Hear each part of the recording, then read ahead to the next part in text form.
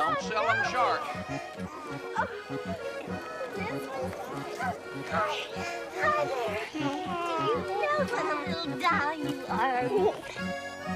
I auditioned for True Stories in LA, but we shot it in Texas. To quote David, Texas looked great. It didn't look that different from anywhere else. There was just more of it.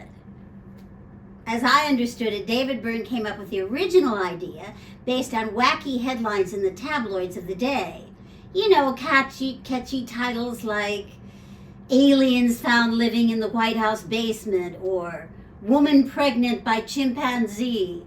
I mean, they were on the front pages of tabloids and drugstores and supermarkets to grab the attention of shoppers at the checkout counters. David had never made a film, but he'd done a lot of music videos, and I think that shows up in True Stories.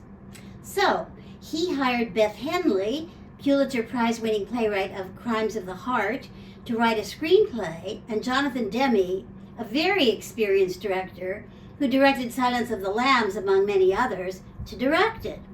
But in the end, he wasn't satisfied with Henley's script and decided to write it himself. Presumably to be closer to his original idea, I'm guessing here. He cast himself to play the lead, and then he fired Demme and decided to direct it himself. This will probably all be built up. If you're seeing a pattern here, I think it's fair to describe David Byrne as a control freak, but very talented and with lots and lots of creative vision, God knows.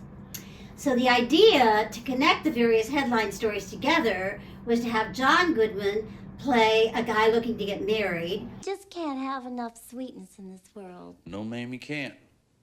Yeah. As a matter of fact, I've written a little song myself. I'm going to sing it at the show tomorrow night. And a bunch of women playing possible mates. Our stories were headlines along the lines of man advertises for wife on front lawn, or world's laziest woman gets married in bed.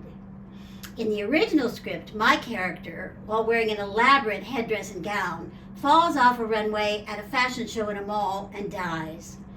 But when it came to shooting this, David decided the audience might be upset by seeing me actually falling, so instead it was tactfully filmed to suggest I fell off the runway without actually showing it.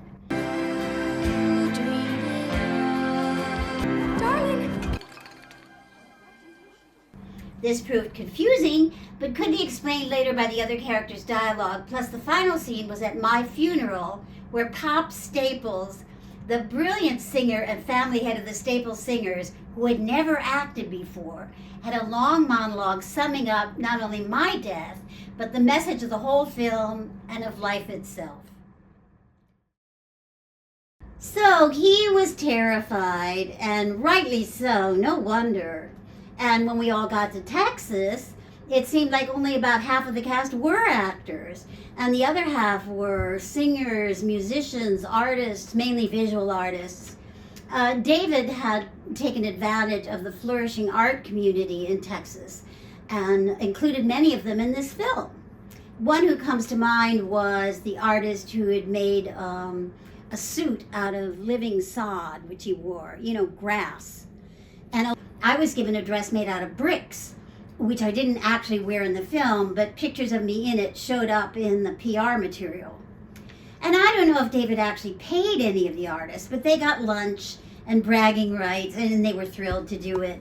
I'm sure it was worth it to be associated with True Stories just for the national attention it attracted. And besides me and John Goodman, other actors included Swoosie Kurtz, Annie McEnroe, and Spalding Gray, who, unfortunately, not much later on, killed himself by jumping off the Staten Island ferry. He was eccentric. So we started shooting. It was awfully hot. Pops, who was a lovely, lovely man, asked me for emergency acting advice, but all I could think of was to encourage him to be himself, which, in a film, is not a bad idea at all.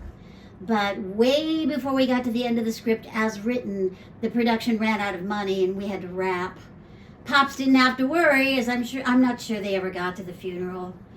David asked us in the cast for suggestions for endings, and I wrote a couple of scenes wrapping up my story without me dying. But as far as I know, he didn't take any of our suggestions, which, let's face it, was not a big surprise in the control department. So the film was constructed out of what footage they'd taken before the money ran out. And maybe not 100% satisfying dramatically speaking, but a lot of people were fans and loved it anyway, and True Stories became a cult film success. And you know, honestly, it's been so long since I've seen this film, I don't even remember anymore how it does end. But months after we wrapped, I did shoot one final scene, a monologue where I was in bed talking in my sleep. This had been in the original script and was one of the reasons I wanted to do this job, but sadly, the scene did not make the final cut. They did give me the footage for my reel, though, so that was nice. Talented people. So many of them. Excuse me. Are you from Virgil, Texas? Ooh. Who are those people on the hills?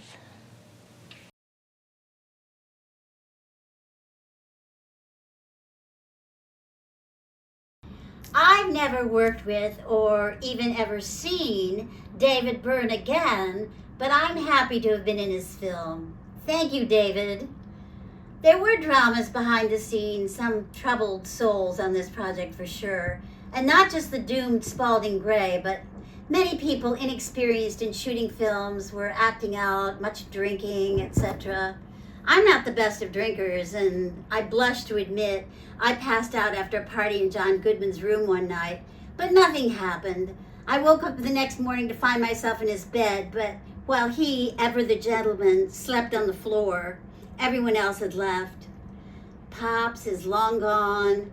David's marriage to the lovely Adele, who was on the set every day, didn't last, but he got a daughter and a grandson out of it, so that's a win. And he's so multi-talented, a genius-level artist, really. I wish he'd kept on making films. I mean fictional ones. He has made documentaries, but who knows? Maybe making films is just too expensive, or maybe you really do need to go to film school first.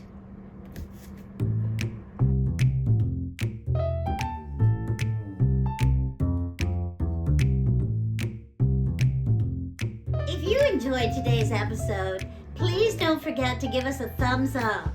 And if you want to see more videos like this, please remember to subscribe to our YouTube channel. It's free. You can't say that about too much these days.